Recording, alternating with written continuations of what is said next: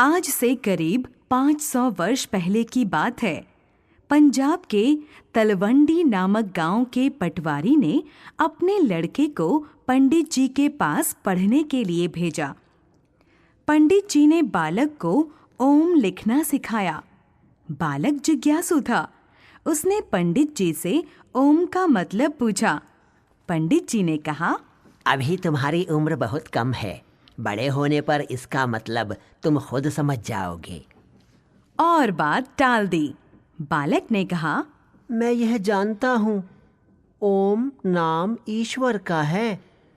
बालक की यह बात सुनकर पंडित जी दंग रह गए। कुछ समय बाद उसी बालक को मौलवी साहब के पास फारसी पढ़ने भेजा गया। मौलवी साहब ने पढ़ाया अलिफ। बालक ने जिज्ञासावश इसका भी मतलब पूछा। मौलवी साहब भला क्या उत्तर देते? बालक ने फिर कहा, मैं जानता हूँ, अलिफ यानी अल्लाह, सबका सृजनहार। बालक की यह सूझबूझ देखकर मौलवी साहब भी हैरत में आ गए। किसी ने ठीक ही कहा है, महापुरुषों की महत्ता का आभास उनके बचपन के प्रसंगों में से मिलने लगता है। ओम और अलिफ में ईश्वर और अल्लाह की झलक देखने वाला यह बालक ही आगे चलकर गुरु नानक के नाम से प्रसिद्ध हुआ। सिखों के आदि गुरु नानक का बचपन से ही आध्यात्म की ओर झुकाव था। वे प्रत्येक वस्तु में ईश्वर की झलक देखते थे। उनकी इस वृत्ति को देखकर उनके पिता ने उन्हें किसी काम पर लगा देना उचित समझा। उन्होंने गुरु नानक को एक बनिए की दुकान पर बिठा दिया। कुछ समय तक तो वे इस काम को करते रहे, परंतु मोल तोल में उनका मन नहीं रमा। पिता ने उन्हें खेती बाड़ी में और वनिज व्यापार में लगाया, परंतु उसमें भी उनका मन नहीं लगा। हार कर उनके पिता ने उनकी शादी कर दी। वे समझते थे कि विवाह के बंधन में बंध जाने पर वे खुद घर गृहस्थी का ख्याल करने लगेंगे, परंतु विवाह के बाद भी गुरु नानक देव के विचारों में कोई परिवर्तन नहीं आया। कुछ समय बाद वे यात्रा के लिए निकल पड़े और कुरुक्षेत्र, हरिद्वार, काशी, गया, कामरूप, जगन्नाथपुरी, दक्षिण भारत, सिंहल द्वीप, श्रीलंका और मक्का तक गए। गुरु नानक के देशाटन का उद्देश्य ज्ञान प्राप्त करना और रूढ़ियों, अंधविश्वासों तथा भेदभावों को मिटाना था। वे जहाँ भी कहीं जाते वहाँ के संतों से मिलकर ईश्वर और आत्मा की चर्चा करते थे और वहाँ के लोगों को सत्य एवं सदाचार का उपदेश देते थे। उनका उपदेश देने का ढंग भी निराला था। डांट फटकार कर लोगों को उनकी भूलें बताना उन्हें पसंद नहीं था। वे लोगों के बीच उठते बैठते थे और मौका पाकर भूलों के प्रति उन्हें सचेत कर देते थे। देशाटन के दौरान जब वे हरिद्वार पहुंचे तो उन्होंने देखा कि लोग नदी में खड़े होकर अपने पितरों का तर्पण कर रहे हैं। नानक देव भी सामने खड़े हो गए और दोनों हाथों से जल उलीचने लगे। इन्हें ऐसा करते देखकर पंडित बड़े बिगड़े और बोले, तुम्हें इतना भी पता नहीं कि तर्पण पूर्व की ओर मुंह करके किया जाता है, पश्चिम की ओर नहीं। नानक कहने लगे, मैं तर्पण कहाँ कर रहा हूँ? मैं तो अपने गांव के खेत में पानी पहुँचा रहा हूँ। सुनकर पंडितों ने कहा, भला कभी यहाँ से दिया गया पानी भी गांव के खेत में पहुँच सकता है? गुरु नानक ने कहा, पहुँच क्यों नहीं सकता?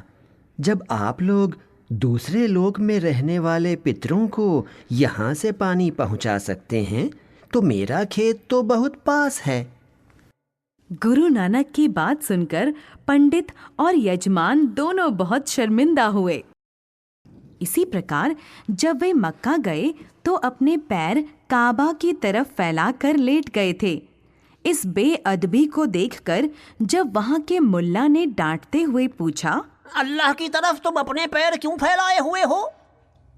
तब इन्होंने जवाब में कहा, अच्छा भाई, जिधर अल्लाह न हो उधर मेरे पैर घुमा दो। सुनकर मुल्ला हैरान रह गया। कौन सी ऐसी दिशा थी जिसमें अल्लाह का वास न हो? गुरु नानक ने इस प्रकार घूम घूम कर सत्य और ईश्वर की भक्ति का प्रचार किया। वे हिंदू और मुसलमान दोनों को समान समझते थे और दोनों ही धर्मों का आदर करते थे। इन धर्मों में फैली हुई कुरीतियों को मिटाना और ईश्वर एक है यह सिद्ध करना वे अपना कर्तव्य समझते थे। हिंदी से उन्हें बहुत प्रेम था। घूमते समय प्रायः वे इसी भाषा में उपदेश देते थे। उनकी वेशभूषा भी कुछ विचित्र रहती थी। उन्हें देखकर कोई यह नहीं कह सकता था कि वे हिंदू हैं या मुसलमान। फकीरों की सी टोपी और पगड़ी, ललाट पर केसर का तिलक, गले में मनकों की माला और शरीर पर बंडी और चद्दर, यह उनकी वेशभूषा थी। ऐसा लगता है मानो अपनी वेशभूषा में भी उन्होंने दोनों जातियों की पोशाक का समन्वय किया था। दोनों जातियों की एकता के लिए उन्होंने अनेक प्रयत्न किए। गुरु नानक के 2 पुत्र थे, परंतु अपना उत्तराधिकारी उन्होंने अपने शिष्य लहना को ही बनाया। गुरु के इस चुनाव ने सिख लोगों में जनतंत्र की भावना के बीज बो दिए। आगे चलकर लहना गुरु अंगद के नाम से मशहूर हुए। ऐसा कहा जाता है कि लहना का विधि पूर्वक अभिषेक कर चुकने पर गुरु नानक एक वृक्ष के नीचे जा बैठे और भजन गाने वाले सिखों की मंडली के बीच मग्न होकर उन्होंने प्राण त्याग दिए। उस समय गुरु नानक की आयु लगभग 70 वर्ष की थी। गुरु नानक समय समय पर भजन और पद भी बनाते थे। उनके ये पद सिख धर्म के मशहूर ग्रंथ गुरु ग्रंथ साहिब में संग्रहित हैं। नानक वाणी बहुत ही अर्थ भरी और मार्मिक है। इनके पदों में ईश्वर भक्ति, सत्य, शील और सदाचार का उपदेश है।